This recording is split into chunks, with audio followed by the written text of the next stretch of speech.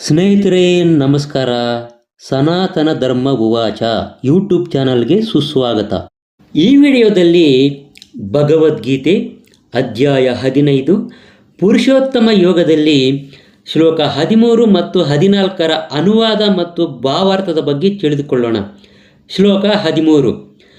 ಗಾಮಾವಿಶ್ಯ ಚ ಭೂತಾನಿ ಧಾರಯಾಮ್ಯಹಮೋಜಸ ಪುಷ್ಣಾಮಿ ಚೌಷಧೀಹ ಸರ್ವಾಃ ಸೋಮೋ ಭೂತ್ವಾ ರಸಾತ್ಮಕಃ. ಈ ಶ್ಲೋಕದ ಅನುವಾದ: ನಾನು ಪ್ರತಿಯೊಂದು ಲೋಕವನ್ನು ಪ್ರವೇಶಿಸುತ್ತೇನೆ ಮತ್ತು ನನ್ನ ಶಕ್ತಿಯಿಂದ ಅವು ತಮ್ಮ ಪಥದಲ್ಲಿ ಉಳಿಯುತ್ತವೆ. ನಾನು ಚಂದ್ರನಾಗುತ್ತೇನೆ ಮತ್ತು ಹಾಗೆ ಎಲ್ಲ ತರಕಾರಿಗಳ ಜೀವರಸವನ್ನು ನೀಡುತ್ತೇನೆ. ಈ ಶ್ಲೋಕದ ಭಾವಾರ್ಥ: ಎಲ್ಲ ಲೋಕಗಳು ಪ್ರಭುವಿನ ಶಕ್ತಿಯಿಂದಲೇ ಗಾಳಿಯಲ್ಲಿ ತೇಲುತ್ತವೆ ಎಂದು ತಿಳಿದಿದೆ. ಪ್ರಭುವು ಪ್ರತಿಯೊಂದು ಅಣುವಿನಲ್ಲಿಯೂ ಪ್ರತಿಯೊಂದು ಲೋಕದಲ್ಲಿ ಮತ್ತು ಪ್ರತಿಯೊಬ್ಬ ಜೀವಿಯಲ್ಲಿಯೂ ಪ್ರವೇಶಿಸುತ್ತಾನೆ. ಇದನ್ನು ಬ್ರಹ್ಮ ಸಂಹಿತೆಯಲ್ಲಿ ಚರ್ಚಿಸಲಾಗಿದೆ.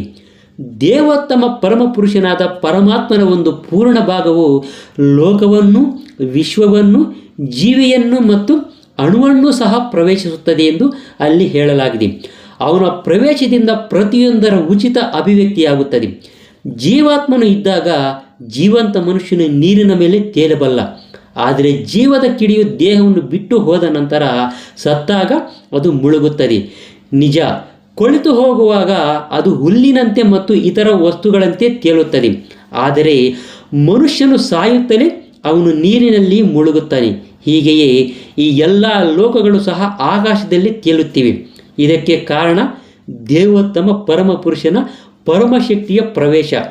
ಭಗವಂತನ ಶಕ್ತಿಯು ಮುಷ್ಟಿಯೊಳಗೆ ಇರುವಂಥ ಮಣ್ಣಿನಂತೆ ಪ್ರತಿಯೊಂದು ಲೋಕವನ್ನು ಬೀಳದಂತೆ ತಡೆ ಹಿಡಿಯಲಾಗುತ್ತದೆ. ಯಾರಾದರೂ ಒಂದು ಹಿಡಿ ಮಣ್ಣನ್ನು ಕೈಯಲ್ಲಿ ಹಿಡಿದುಕೊಂಡರೆ ಆ ಮಣ್ಣನ್ನು ಬೀಳುವ ಸಾಧ್ಯತೆ ಇರುವುದಿಲ್ಲ. ಆದರೆ ಅದನ್ನು ಗಾಳಿಯಲ್ಲಿ ಎಸೆದರೆ ಅದು ಕೆಳಕ್ಕೆ ಬೀಳುತ್ತದೆ. ಹಾಗೆಯೇ ವಾಸ್ತವವಾಗಿ ಪರಮಪ್ರಭುವಿನ ವಿಶ್ವರೂಪವು ಸಹ ಗಾಳಿಯಲ್ಲಿ ತೇಲುತ್ತಿರುವಂಥ ಈ ಲೋಕಗಳನ್ನು ತನ್ನ ಮುಷ್ಟಿಯಲ್ಲಿ ಹಿಡಿದುಕೊಂಡಿರುತ್ತಾನೆ. ಅವನ ಶಕ್ತಿ ಸಾಮರ್ಥ್ಯಗಳಿಂದ ಎಲ್ಲ ಚರಾಚರ ವಸ್ತುಗಳು ತಮ್ಮ ಸ್ಥಳದಲ್ಲಿಯೇ ಉಳಿಯುತ್ತವೆ. ದೇವೋತ್ತಮ ಪರಮಪುರುಷನಿಂದ ಸೂರ್ಯನು ಬೆಳಗುತ್ತಾನೆ ಮತ್ತು ಲೋಕಗಳು ಒಂದೇ ಸಮನಾಗಿ ಚಲಿಸುತ್ತವೆ ಎಂದು ವೇದಗಳ ಸ್ತೋತ್ರಗಳಲ್ಲಿ ಹೇಳಲಾಗಿದೆ. ಭಗವಂತನು ಏನಾದರೂ ಇಲ್ಲದಿದ್ದರೆ ಎಲ್ಲ ಲೋಕಗಳು ಗಾಳಿಯಲ್ಲಿನ ಮಣ್ಣಿನಂತೆ ಚೆದುರು ಹೇಗೂ ವಿನಾಶವಾಗುತ್ತಿದ್ದವು. ಹಾಗೆಯೇ ಚಂದ್ರನು ಎಲ್ಲ ತರಕಾರಿಗಳನ್ನು ಪೋಷಿಸುವುದು ದೇವೋತ್ತಮ ಪರಮಪುರುಷನಿಂದಾಗಿ. ಚಂದ್ರನ ಪ್ರಭಾವದಿಂದ ತರಕಾರಿಗಳು ರುಚಿಯಾಗುತ್ತವೆ.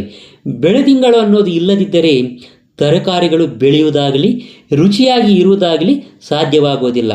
ಪರಮಪ್ರಭುವು ನೀಡುವುದರಿಂದ ಮನುಕುಲವು ಕೆಲಸ ಮಾಡುತ್ತದೆ, ನೆಮ್ಮದಿಯಾಗಿದೆ ಮತ್ತು ಆಹಾರವನ್ನು ಸವಿಯುತ್ತದೆ. ಇಲ್ಲವಾದರೆ ಮನುಕುಲವು ಉಳಿಯಲು ಸಾಧ್ಯವಾಗುವುದಿಲ್ಲ.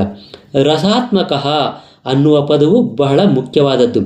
ಚಂದ್ರನ ಮೂಲಕ ಪರಮಪ್ರಭು ಬೀರುವ ಪ್ರಭಾವದಿಂದಾಗಿ ಎಲ್ಲ ವಸ್ತುಗಳು ರುಚಿಯಾಗಿ ಇರುತ್ತವೆ. ಶ್ಲೋಕ 14. ಅಹಂ ವೈಶ್ವಾನರೋ ಭೂತ್ವಾ ಪ್ರಾಣಿನಾಂ ದೇಹಮಾಶ್ರಿತಃ ಪ್ರಾಣಾಪಾನ ಸಮಾಯುಕ್ತಃ ಪಚಾಮ್ಯನ್ನಂ ಚತುರ್ವಿಧಂ. ಈ ಶ್ಲೋಕದ ಅನುವಾದ: ಎಲ್ಲ ಜೀವಿಗಳ ದೇಹಗಳಲ್ಲಿ ಇರುವಂಥ ಜಠರಾಗ್ನಿ ನಾನು. ದೇಹದಿಂದ ಹೊರಗಡೆ ಹೋಗುವಂತಹ ಮತ್ತು ಒಳಗಡೆ ಬರುವಂಥ ಪ್ರಾಣವಾಯುವಿನೊಂದಿಗೆ ಸೇರಿ ನಾನು 4 ವಿಧವಾಗಿ ಆಹಾರವನ್ನು ಜೀರ್ಣ ಮಾಡುತ್ತೇನೆ. ಈ ಶ್ಲೋಕದ ಭಾವಾರ್ಥ: ಆಯುರ್ವೇದ ಶಾಸ್ತ್ರಕ್ಕೆ ಅನುಗುಣವಾಗಿ ಹೊಟ್ಟೆಗೆ ಹೋಗುವ ಆಹಾರವೆಲ್ಲವನ್ನು ಅರಗಿಸುವಂಥ ಜಠರಾಗ್ನಿ ಹೊಂದಿರುತ್ತದೆ. ಈ ಅಗ್ನಿಯು ಪ್ರಜ್ವಲಿಸದೇ ಇರುವಾಗ ಹಸಿವು ಇರುವುದಿಲ್ಲ. ಅಗ್ನಿ ಕೆಲಸ ಮಾಡುತ್ತಿರುವಾಗ ನಮಗೆ ಹಸಿವಾಗುತ್ತದೆ. ಒಮ್ಮೊಮ್ಮೆ ಈ ಅಗ್ನಿ ಸರಿಯಾಗಿ ಉರಿಯುತ್ತಿಲ್ಲದಿರುವಾಗ ಚಿಕಿತ್ಸೆ ಅಗತ್ಯವಾಗುತ್ತದೆ. ಏನೇ ಇರಲಿ, ಈ ಅಗ್ನಿಯು ದೇವೋತ್ತಮ ಪರಮಪುರುಷನ ಪ್ರತಿನಿಧಿ. ಪರಮಪ್ರಭು ಅಥವಾ ಬ್ರಹ್ಮನ್ ಅಗ್ನಿಯ ರೂಪದಲ್ಲಿ ಹೊಟ್ಟೆಯೊಳಗಡೆ ಇರುತ್ತಾನೆ. ಎಲ್ಲ ಬಗೆಯ ಆಹಾರವನ್ನು ಜೀರ್ಣ ಮಾಡುತ್ತಾನೆ. ಅಯಂ ಅಗ್ನಿರು ವೈಶ್ವಾನರೋ ಯೋಯಂ ಅಂತಹ ಪುರುಷೇ ಏನೇದಂ ಅನ್ನಂ ಪಚ್ಯತೆ ಎಂದು ವೇದ ಮಂತ್ರಗಳು ದೃಢಪಡಿಸುತ್ತವೆ. ಬೃಹದಾರಣ್ಯಕ ಉಪನಿಷತ್ತಿನಲ್ಲಿ ಅವನು ಎಲ್ಲ ಬಗೆಯ ಆಹಾರವನ್ನು ಅರಗಿಸಿಕೊಳ್ಳಲು ನೆರವಾಗುವುದರಿಂದ ಜೀವಿಯು ತಿನ್ನುವ ಪ್ರಕ್ರಿಯೆಯಲ್ಲಿ ಸ್ವತಂತ್ರನಲ್ಲ. ಜೀರ್ಣವಾಗಲು ಪರಮಪ್ರಭು ಸಹಾಯ ಮಾಡದಿದ್ದರೆ ಆಹಾರ ಸೇವನೆ ಸಾಧ್ಯವಿಲ್ಲ. ಹೀಗೆ ಅವನು ಆಹಾರವನ್ನು ಉತ್ಪಾದಿಸುತ್ತಾನೆ, ಅರಗಿಸುತ್ತಾನೆ. ಅವನ ಕೃಪೆಯಿಂದ ನಾವು ಬದುಕನ್ನು ಸವಿಯುತ್ತಿದ್ದೇವೆ. ವೇದಾಂತ ಸೂತ್ರದಲ್ಲಿ ಇದನ್ನು ದೃಢಪಡಿಸಲಾಗಿದೆ. ಶಬ್ದಾದಿಭ್ಯೋಂತಹ ಪ್ರತಿಷ್ಠಾನಾಚಃ. ಪ್ರಭು ಶಬ್ದದಲ್ಲಿದ್ದಾನೆ, ದೇಹದಲ್ಲಿದ್ದಾನೆ, ಗಾಳಿಯಲ್ಲಿದ್ದಾನೆ ಮತ್ತು ಜೀರ್ಣಶಕ್ತಿಯಾಗಿ ಹೊಟ್ಟೆಯಲ್ಲಿ ಕೂಡ ಇದ್ದಾನೆ. ಆಹಾರಗಳಲ್ಲಿ 4 ವಿಧ. ಕೆಲವನ್ನು ಕುಡಿಯುತ್ತೇವೆ, ಕೆಲವನ್ನು ಅಗಿಯುತ್ತೇವೆ, ಕೆಲವನ್ನು ನಿಕ್ಕುತ್ತೇವೆ, ಇನ್ನು ಕೆಲವನ್ನು ಚೀಪುತ್ತೇವೆ. ಇವೆಲ್ಲ 4 ವಿಧವಾದ ಆಹಾರಗಳನ್ನು ಆ ಭಗವಂತನೇ ಜೀರ್ಣಶಕ್ತಿಯಾಗಿ ಕೆಲಸ ಮಾಡುತ್ತಾನೆ.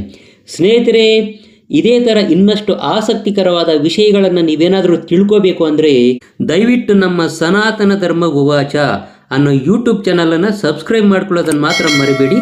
ನಮಸ್ಕಾರ.